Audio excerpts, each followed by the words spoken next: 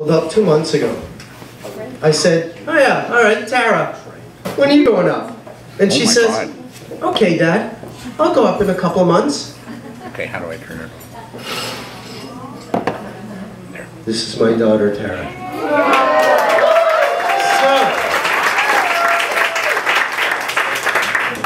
So, sometimes at MoMondays you have professional speakers, sometimes you have speakers like Tony who are clearly on their way up. Sometimes you have people who are up here for the first time. Let me tell you a little bit about Tara.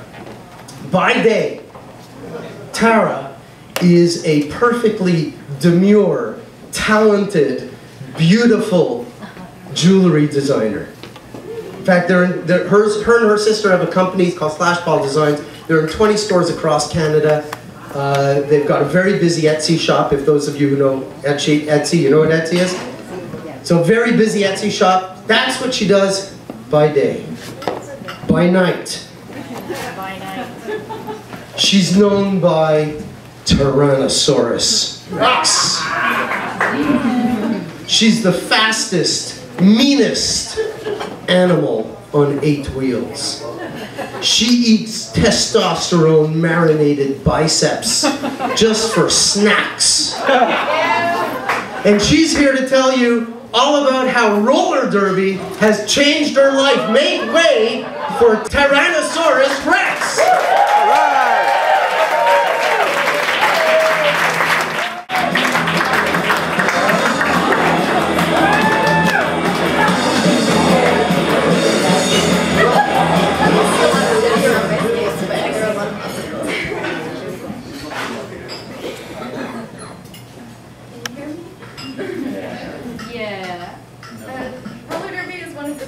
Toughest sports in the world.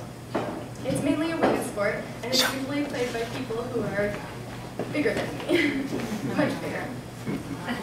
It's pretty dangerous. Injuries are pretty common. I know a few people in this room who could tell you about that. Paramedics are at every game, and usually have to come out to help someone out at least once a game. It's a full contact sport, and it's played on an oval track on quad roller skates like the ones in Neray. Some of you might remember the roller derby from the 70s when it was on TV. It was really violent and largely staged, kind of like wrestling. The sport is not the same today. For one thing, all the hits are real. I play flat track roller derby, which has been growing in popularity since the early 2000s and is becoming much more recognized. There was even a World Cup in Toronto last year where 16 countries competed. So here's how the game works. It's pretty complicated, so I'll just explain the basics and you'll have to come watch a game to find out. The game is called a bout, and it's played on an oval track, like I said, skating in the counterclockwise direction. The players on the track at any given time are 4 blockers for each team who have to stay together as a pack, and 1 jammer for each team who are the point scorers, and they're marked by the star that they wear on their heads, like this. So the jammers literally race each other around the track and through the pack of blockers, scoring points by passing members of the opposite team. Teams have to play both offense and defense simultaneously, so they have to help their own jammer through to score points on opposing players and stop the other team's jammer from getting past them. There are 3 to 7 referees required to run a derby game, and we're not allowed to push, trip, elbow, or hit people in the head. We get sent to the penalty box or sin bin if we break any of those rules. It's very full contact and very full of strategy. Like I said, it's very dangerous. We wear a lot of protective gear, so helmet, wrist guards, elbow pads, knee pads, mouth guard. I even wear padded shorts because my bony hips get bruised on the concrete floors. So you're probably wondering, why would someone small like me want to play such a rough sport? I'll never forget my first jam ever in a game. The Derby Debutantes, which is my team, were playing against the Evil Dead from Edmonton. I wasn't expecting to play at all during that game, but near the end I was handed the jammer candies and asked to go out and jam. So picture me, standing anxiously on the jammer line, waiting for the whistle to blow. I felt so tiny. I could see the Edmonton players staring me down and lining up their hits. I felt like I had a big target painted on me, and I kind of did. I wondered what I had gotten myself into. What if I don't score any points? What if I get sent flying into the suicide seating, hit a fan? What if I'm too slow and can't even catch up to the pack? The result of that jam was I scored 2 points with a lot of help from my blockers.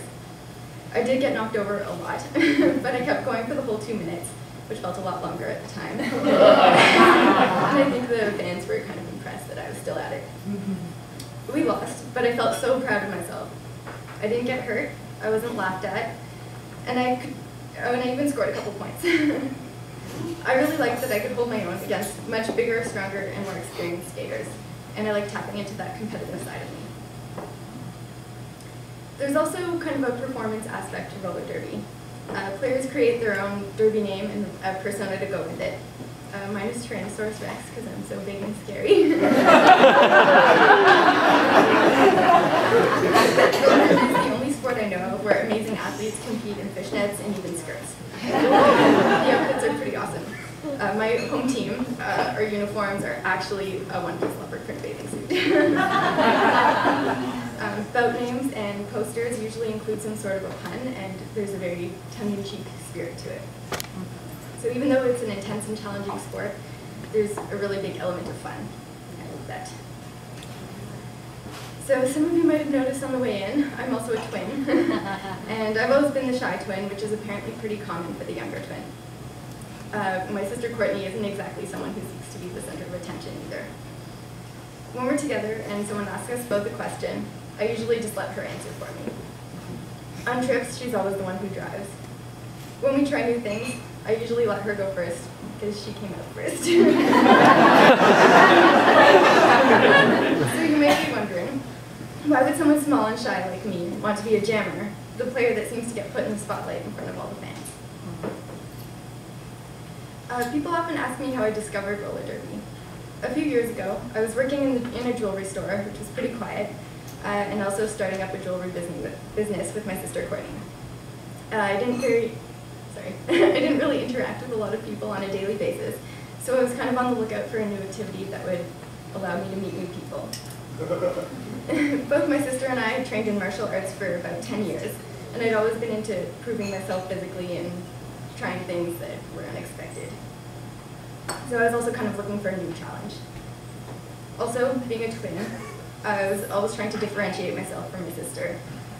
People often assume that we are the same because we look the same, so we've always kind of struggled with that. In October 2008, I was invited to Ithaca, New York to watch my cousin, Snarl Marks from the Suffragettes, play in her last roller derby game of the season. At that point, I didn't even know that roller derby existed, and I especially didn't know that we had it in Toronto. It turned out we actually had 3 whole leagues in Toronto, and my cousin was playing against a team for one of them. So I loved it, and I emailed them as soon as I got home, and a few months later bought my skates and joined.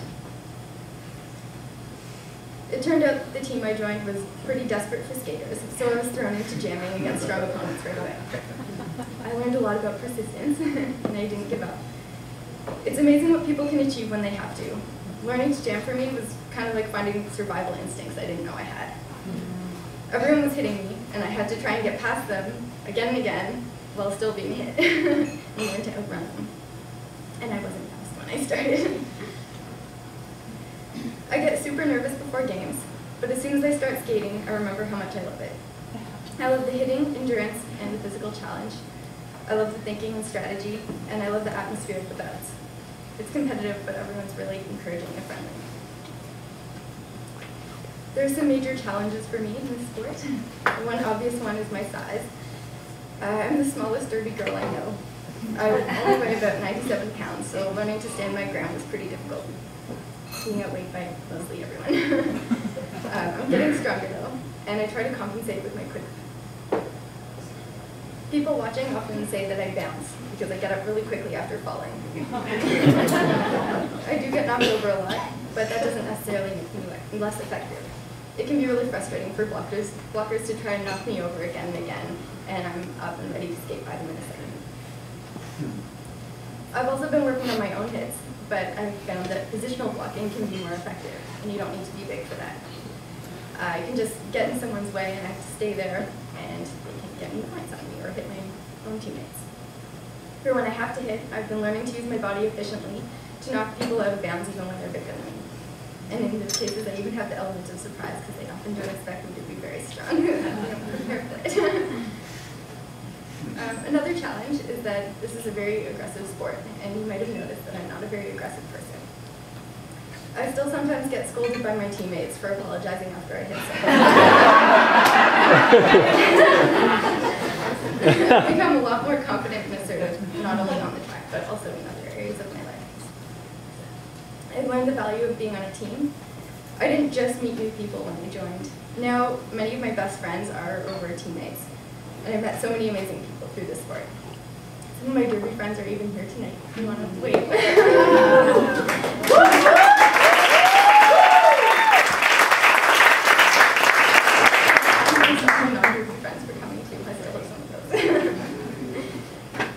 So 3 years ago, I decided to try out this funny thing called roller derby, and the results have been amazing. Now, I'm a competitive athlete in a full contact sport. I play for 2 teams in Toronto Roller Derby, which is Toronto's biggest derby league.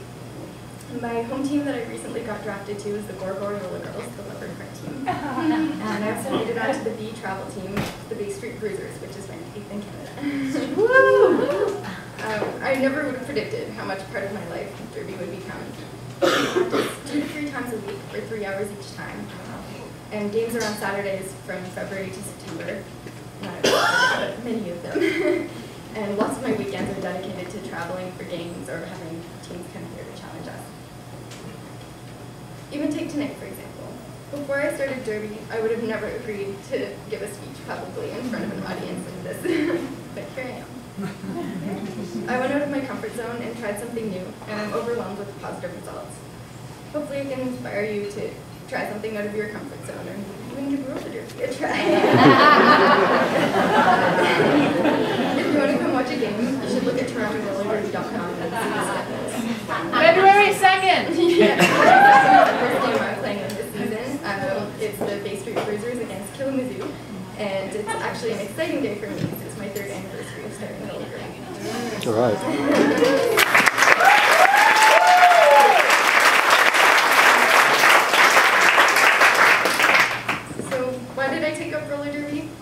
I've noticed that it seems to be a pattern in my life.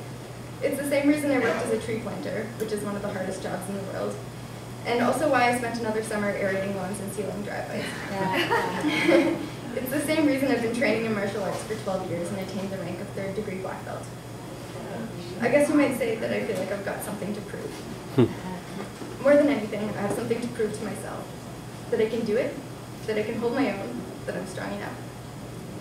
Some people might hear that and think that I shouldn't feel like I have to prove anything, but that's who I am, and without it, I wouldn't have accomplished all the things I'm proud of. And I am really proud of the things I've accomplished. So, my question to you is, what have you got to prove?